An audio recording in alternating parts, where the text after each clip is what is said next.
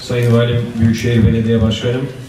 Bir sürü organizasyonları yapıyoruz. Yani bu hafta inşallah bir festivaller, geçen hafta yapmıştık, bu hafta bir festival daha yapılıyor ki bu festivalleri sırf esnaf ve turizm yatırımcısının önünü açmak için yapıyoruz.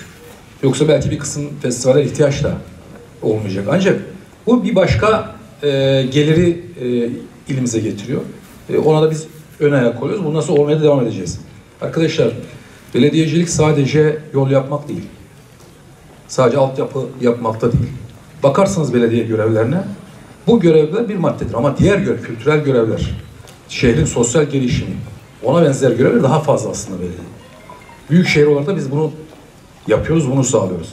Burada Büyükşehir Belediye'mizin hiçbir gelir beklentisi yok.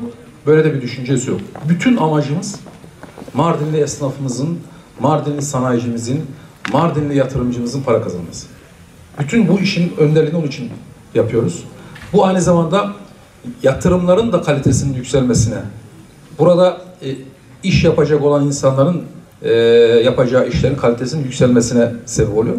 Ve ihtiyaç oldukça da hem sosyal kalkınma oluyor hem ekonomik kalkınma oluyor. Arkadaşlar hayırlı olsun. Hayırlı olsun. Hadi hayırlı olsun bakayım.